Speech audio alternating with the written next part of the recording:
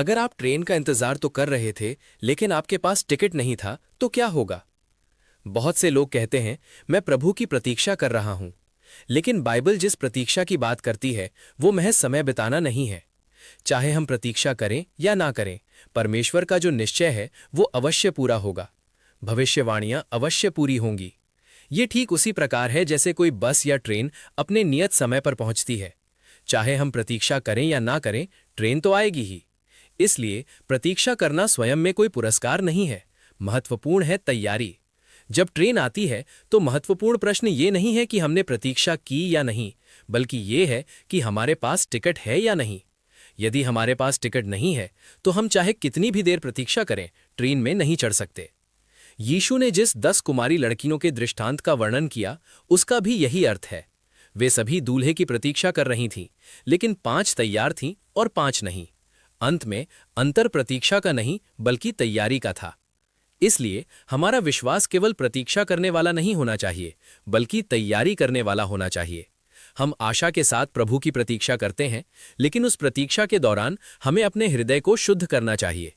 हृदय को शुद्ध करना केवल भावनात्मक मामला नहीं है, इसका अर्थ है पाप का त्याग। हमें अपने हृदय से घृणा, ईर्ष्या, अहंकार और अन्य पापों को दूर करना चाहिए और अपने हृदय के वस्त्र को धोकर उसे शुद्ध करना चाहिए। ये आत्मिक फसल काटने का भी समय है। हमें आत्माओं की देखभाल करनी चाहिए और ऐसा जीवन जीना चाहिए जो सुसमाचार को साझा करे। क्रूज पर भी यीशु ने अपनी माता को यूहन्ना के हवाले कर दिया। अपने अंतिम क्षण तक उन्होंने लोगों की देखभाल करने का जिम्मा उन्हें सौंपा। ये उस हृदय को दर्शाता है जो प्रभु हमसे भी चाहते हैं। इसलिए हमें बड़े बेटे जैसा हृदय रखना चाहिए। बड़ा बेटा पिता के हृदय को समझता है और अपने भाइयों की देखभाल करता है। जब पिता उपस्थित नहीं होते तो वो छोटों की देखभाल का दायित्व ग्रहण करता है।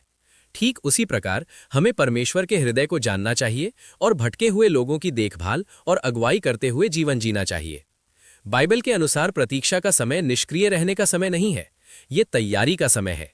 अपने हृदयों को शुद्ध करने, आत्माओं की देखभाल करने और सुसमाचार साझा करने का। यदि आप परमेश्वर के वचन की गहरी समझ और बाइबल का अधिक व्यवस्थित अध्ययन चाहते हैं, माय बाइबल स्टडी के साथ मिलकर तैयारी करें और दुनिया के दूसरे छोर से संदेश साझा। जब हाथी बहुत छोटा था तो उसके पैर में एक पतली रस्सी बांधी गई थी। क्योंकि वो बच्चा था, इसलिए उसमें रस्सी तोड़ने की ताकत नहीं थी। हाथी ने कई बार कोशिश की, लेकिन वो रस्सी तोड़ नहीं पाया और आखिरकार उसने हार मान ली। समय बीतने के साथ हाथी बड़ा और ताकतवर हो गया। अब उसमें रस्सी को आसानी से तोड़ने की ताकत आ गई है। दरअसल अब वो रस्सी हाथी के लिए कुछ भी नहीं है। फिर भी अपने पिछले अनुभव के कारण हाथी कभी भी रस्सी तोड़ने की कोशिश नहीं करता। उसे याद है, मैं इस रस्सी को नहीं तोड़ सकता, इसलिए वो फिर कभी कोशिश नहीं करता। हमारा जीवन भी कुछ ऐसा ही हो सकता है। जब हम असफल होते हैं या कोई चीज़ हमारे मन मुताबिक नहीं होती, तो वो याद हमारे दिल में रह जाती है और कभी-कभी हम कोशिश करना छोड़ देते हैं। यही बात हमारे विश्वास के जीवन में भी हो सकती है। परमेश्वर चाहता है कि हम पवित्र बने, लेकिन कुछ बार कोशिश करने और असफल होने के बाद कुछ लोग सोचने लगते हैं, मैं बदल नहीं सकता, मैं ऐसे नहीं जी सकता। पाप को त्यागना या सुसमाचार का प्रचार करना भी कुछ ऐसा ही लगता है। हालांकि आध्यात्मिक परिवर्तन एक ही बार में नहीं होता, ये परमेश्वर के वचन और प्रार्थना के द्वारा धीरे धीरे होता है। अपने हृदय में मौजूद पापी स्वभाव को त्यागना और यीशु मसीह के समान बनना ही विश्वास का मार्ग है। साथ ही हमें अपने दैनिक जीवन में हार नहीं माननी चाहिए। अगर हम एक दो असफलताओं के कारण कोशिश करना छोड़ देते हैं, तो हम उसी तरह बंधे रह जाते हैं जैसे हाथी रस्सी से बंधा होता है। हम प्रार्थना कर सकते हैं और परमेश्वर से पूछ सकते हैं कि हमें आज क्या करना चाहिए, और भले ही वो कदम छोटा हो, हम फिर से शुरुआत कर सकते हैं। हमें परिपूर्ण परिस्थितियों की नहीं, बल्कि एक ऐसे हृदय की आवश्यकता है जो फिर से प्रयास करने को तैयार हो।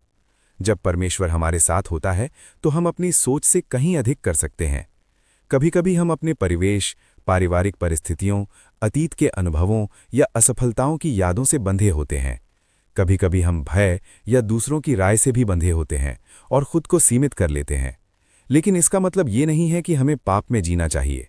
हमें परमेश्वर के वचन में रहते हुए और सही मार्ग पर चलते हुए उन रस्सियों को काटना चाहिए। यीशु ने कहा, यदि तुम कर सकते हो तो विश्वास करने वाले के लिए सब कुछ संभव है। हमें एक क्षण रुककर ये सोचना चाहिए कि क्या आज भी कोई बंधन हमें जकड़े हुए है।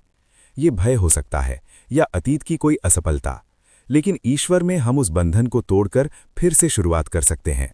ऐसे ही अनुग्रह से भरे आत्मिक संदेश सुनने के लिए हमारे चैनल को लाइक, शेयर और सब्सक्राइब जरूर करें और अपने जीवन को प्रभु के वचन से आशीषित बनाएं। धन्यवाद। प्रभु यीशु मसीह के नाम से आमीन। प्रभु यीशु मसीह के नाम से आमीन।